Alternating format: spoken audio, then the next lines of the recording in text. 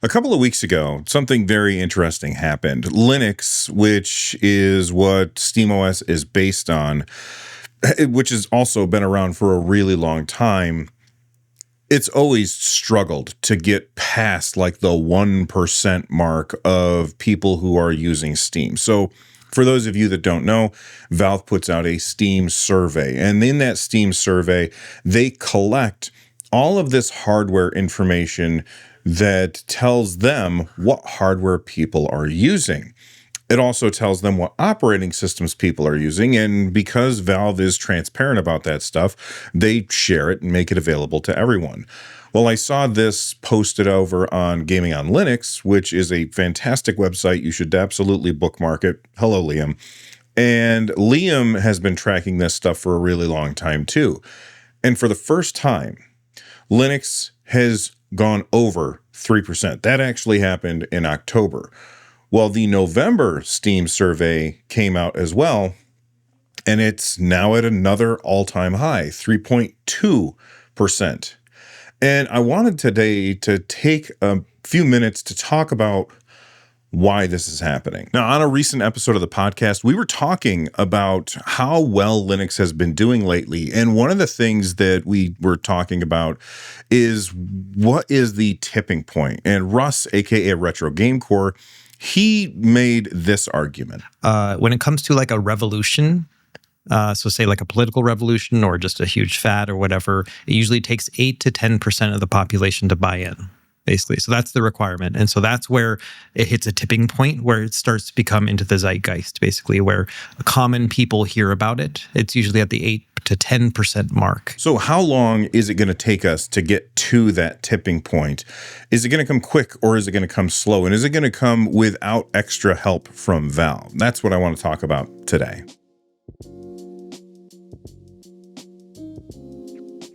For years, I've been thinking about getting a standing desk here for the studio. But one thing I was always worried about was how stable would that desk be? My old desk was bolted to the wall, it was bolted to the ground, so it would not move. Well, Flexispot reached out and they said that they have an incredibly stable desk with their E7 Plus model, thanks to its 4 super strong legs. The desk can hold 540 pounds when it isn't moving, and the desk can lift up to 440 pounds, which, let's be honest, is way more than you're ever going to actually put on the desk. Here you can see my wobble test. I've got the ROG Ally here, and you can see that when I'm typing on this desk, it gets almost no changes at all with the gyro calibration. The control panel has 7 buttons. There's the stand, sit, up, and down buttons. They're pretty obvious what they do. 1, I don't really use, and 2, I use so I can push my chair in. This is something I've never been able to do in this room. My old desk had a support beam right across the middle, and the arms of the chair would hit it, so I couldn't push it in. Same thing happens with the E7 Plus, but I picked one of those settings and moved the desk up just tall enough to push my chair all the way in. My grandson loves to hang out here in the NerdNest, and I was worried he would mess with it, but if you hold down the M button for just a few seconds, you'll hear a beep, and then none of the other buttons will do anything other than beep when you press them. I also have to say that the desk looks great. You get to customize your desk when you pick one up, and I went with black legs and a dark bamboo top. It moves up and down at the press of a button, and the motors aren't very loud at all. But what I love most about this desk is how much more I'm standing. And just a heads up, the Flexispot Christmas sale, New Year's sale is here. You can enjoy amazing 65% discounts on Flexispot products, including standing desks, ergo chairs, and more. And if you use my code YTE7P50, you can save an extra $50 and upgrade to your own E7 Plus/E7L standing desk. And don't miss out on the chance to win free orders during the holiday events. Check out the activity calendar for all the details. If you want to pick up a Flexispot desk, check out the link in the description down below. And a huge thank you to Flexispot for sponsoring the NerdNest. And the reason why I've stopped using Windows is a couple of reasons. Number one, I like to either play on a handheld, and when you're playing a Windows system on a handheld, you often run into issues where you don't have a mouse and keyboard, and it's kind of not a great experience. The one exception being the new Xbox full screen experience with the Xbox Ally X, that actually works pretty well. And as soon as I have access to it on a Windows desktop, I'll give it another shot and see what I like. I'm not like anti one or the other. I just prefer to have a more controller-centric experience when I play video games. But on the other hand, Windows 11 has been adding in a lot of stuff that I don't really appreciate. Things like Copilot, which is Microsoft's version of their AI slop nonsense. I don't like that. I don't want that. I'm not interested in that. So when they add it in and then I uninstall it and then there's a Windows update that adds it back in, that really ticks me off. And I also don't really like what Microsoft has been doing lately when it comes to things like Windows Recall, which apparently was like backing up stuff in a way that made me a little bit nervous. Not because I think Microsoft is necessarily up to no good, but I just don't trust Microsoft. And it's not that I don't trust them to not do something shady. It's that I don't trust them to protect my data. Even if they do give you an option now, I'm sure that there's going to be a rug pull later because they want data as much as they can get it because it is valuable to them. I can only speak for myself, but I have stopped using Windows recently. And well, I'm not recently. It's been quite a few months at this point that I haven't really used Windows. I will say that, just to be completely honest with you, I do use Windows when a handheld device comes in that I'm doing a review for, like the Xbox Ally X. So I use Windows for that, but my daily driver is not Windows anymore. My daily driver for video games, not all computing, but for video games, is Bazite. That's what I'm using almost all of the time when I'm playing a game, unless I'm playing on my Steam Deck, in which case it's SteamOS. Both of those are distros of Linux. So this is the GamingOnLinux.com Steam tracker. Basically what Liam has done is he's gone through the publicly available data from Steam hardware and software surveys, and he's been compiling this data for a long time, and then he puts it in this graph. And as of November 2025, the overall operating system share is Windows dominating at 94.79%, Mac OS is at 2.02%, and then Linux is sitting at 3.2%. Now, if you go back to before the Steam Deck launched, you would see Linux struggling to get past 1%. And Linux has been around for a very, very long time. So when you discuss or when you think about playing video games and you're using Linux, one thing that you have to keep in mind is up until the Steam Deck came out, Proton wasn't, I mean, yes, there were versions of Proton that you could use in order to play games, but Proton basically got its real release when the Steam Deck came out. And there's going to be people who say, well, Wine existed before, and they're right. But Proton kind of packaged everything up and put it in a nice, neat little package that I didn't have to do anything with. And that's the thing that I think a lot of people, especially people who use Linux on a day-to-day basis, tend to forget, is that not everybody wants to go in and figure all of this stuff out. They just want it to work for them. And that's what Valve is doing. So let's take a look at the data on his actual Steam tracker. I'm going to leave this link down below that like button. And if you click on this button right here, it's going to take you to the Linux market share over time. And as we can see here, this line right here is when the Steam Deck got released. This line here is when the Steam Deck OLED got released. The blue line are the actual data numbers for the percentage of Linux over from September 2018 until September 2025. Liam's done a lot of work here to get this data in a easily digestible format. And then the red dotted line is basically the line of best fit, or the trend line that is showing that it is increasing over time. Now, I would really like to see a trend line on this that factors in the fact that it seems to be accelerating, because if you look pre-Steam Deck, so everything before this gray line right here, you can see that, I'm not going to say flat, but it was pretty flat, and it was always struggling to get past 1%. Is, you know, it's 0.79, 0.83, 0.81. It was really having a hard time getting past that 1% mark. But then the Steam Deck came out and it jumped up to 1.02%. So finally, it broke that threshold. And since it broke that threshold, it's starting to accelerate. And I don't want to say that this is necessarily because of the Steam Deck, because really the number of people who have purchased a Steam Deck are pretty few and far between, especially when you consider the vast number of people who are playing games on PC, which is a lot. So I would say it has a lot more to do with Proton than anything else, because people have been waiting for a way to play their Windows games on Linux without having to jump through 1,000 hoops. And when the Steam Deck came out with that nice little Proton package, it made it so much easier.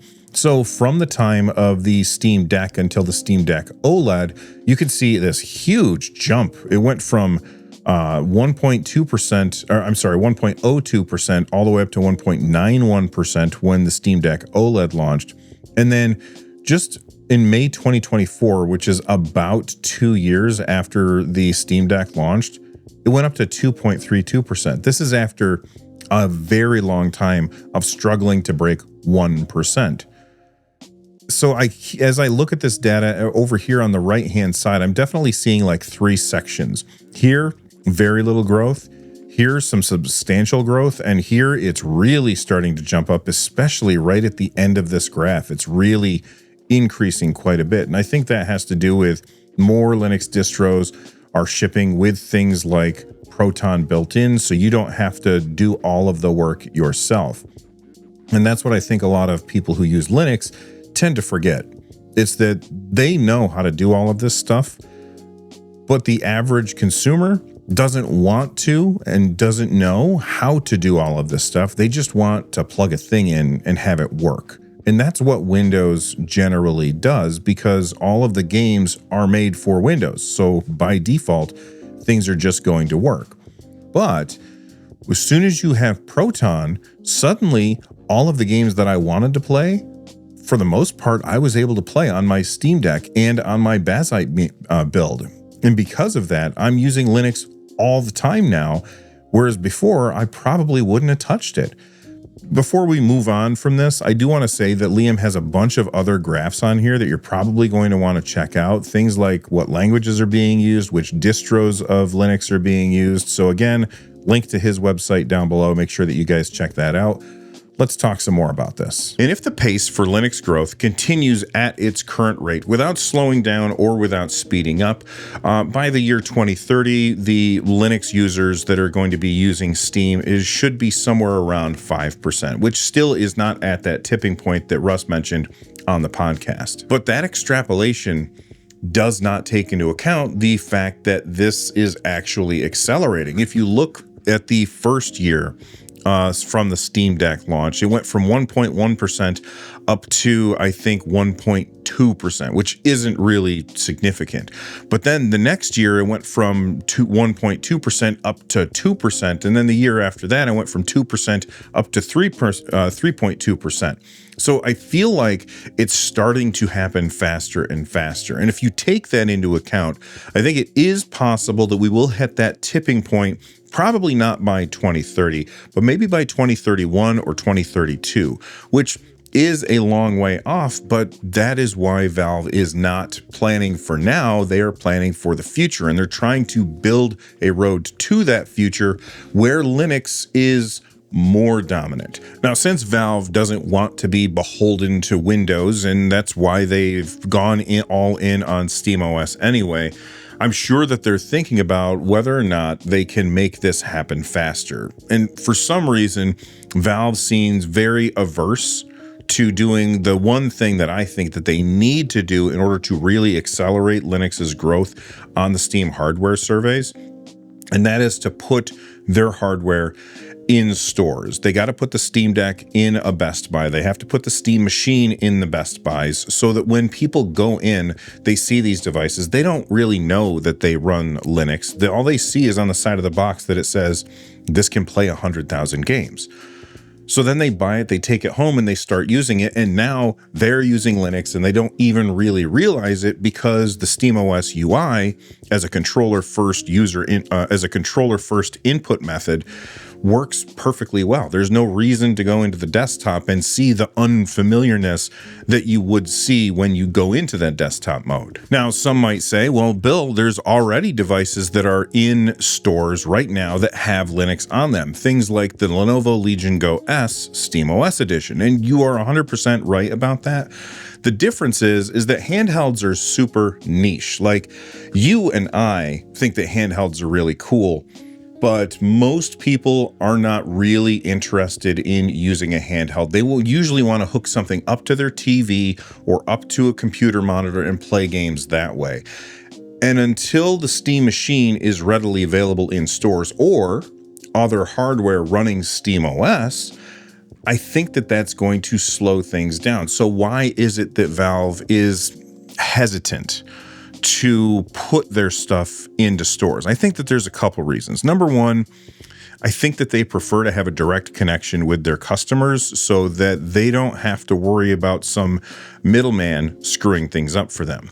Number two, as soon as you put it into a store, those stores have to mark up the price, because if they don't, they're not going to make any profit on it. So let's say that and I'm just throwing numbers out here, my prediction for the price of the Steam Machine is $650. Let's say that I'm actually right about that. Yay me. Valve goes to Best Buy and they say, hey, we want you to sell this. Well, okay, Best Buy replies and said, well, how much is it going to cost? $650. Okay, well then we have to sell it for $700 or $750 so that we can make a profit on it. Otherwise, it doesn't make any sense for it to be taking up shelf space in our store. And I think that Valve doesn't want to see that price on the shelf, because immediately then people are going to say, like, there'll be hundreds of videos out there saying, well, this is too expensive, because they're looking at it in the store and they're not going to, the Valve's steampowered.com and buying it from there. So keeping the Steam Machine and Steam Controller and Steam Deck and Steam Frame and anything else that Valve decides to make only available in stores, it makes it so Valve has more control over not only the price, but the messaging. And I think it makes things a little easier for them. Easier means also slower. So if Valve wants to speed things up, that's what I think that they have to do. They clearly do not want to do that.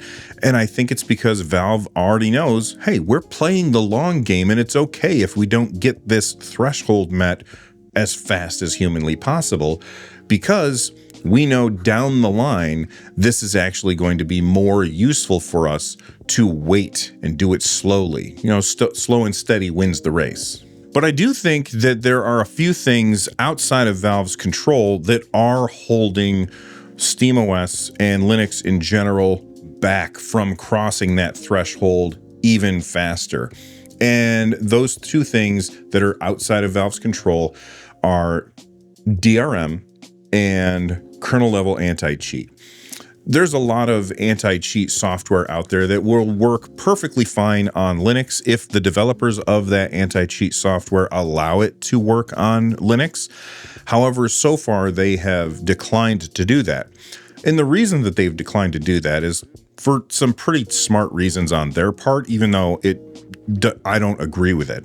They don't want to have to support yet another set of customers by introducing Linux into it. And you might say, well, Bill, they could just use Proton to run their anti-cheat. And yes, they absolutely could, but they're blocking that because they know that there's going to be issues. There's always some kind of bug or thing that has to be fixed. Now they are spending money and man hours on getting these things fixed. That's not something that they want to do. They want to make sure that their customers have the smoothest experience as possible without costing them an arm and a leg to support yet another platform, especially another platform that has so few users. And every time I bring up anti-cheat, people always say, why doesn't Valve just force everybody on their store to give the option of Valve anti-cheat.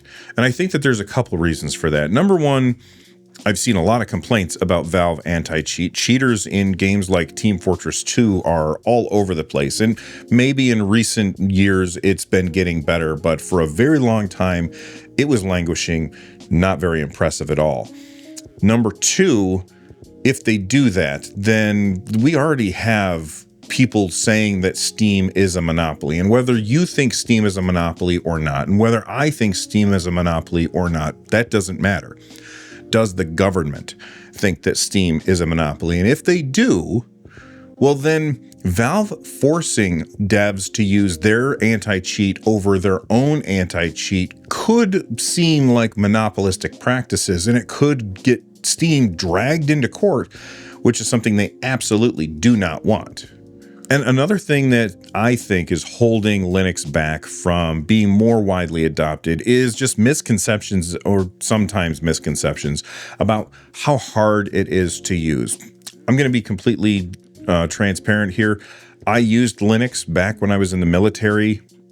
I got out of the military in 1999, so it was a very long time ago, and I had not used Linux since then until the Steam Deck came out.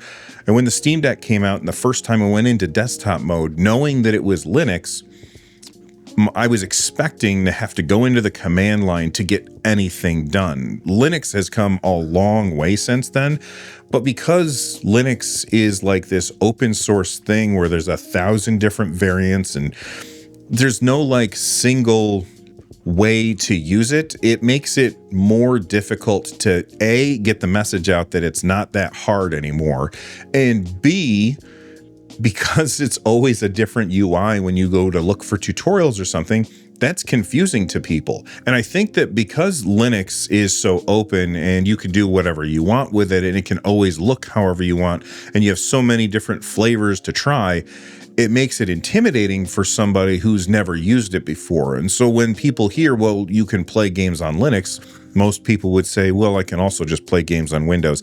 And I already know how that works, so I wouldn't have to learn anything. And that causes friction for people. I don't know that there's a solution for that, especially because Linux is not like this one thing that can like spend some marketing dollars in order to get the word out that it's not as hard as it used to be. I think that is also holding it back. But what do you guys think? Do you think that Linux can cross that threshold that Russ was talking about on the podcast? Or let's round it up and say 10%. How long do you think it will be before Linux crosses that 10% threshold? And then once it does, will it have this add-on effect of suddenly all of the DRM and anti-cheat stuff gets solved because devs say, hey, I don't need to ignore these people anymore. There are a lot more of them, and that's money on the table that I'm not collecting by ignoring them. So let's ship our anti-cheat. Let's ship our DRM on Linux. Let's ship our apps on Linux too. And then it gets way more adoption. How long do you think before that happens? Let me know in the comment section down below that like button. And if it's your first time here, please subscribe. From the Nerd Nest, I'm Bill. Thanks for watching. Stay rad.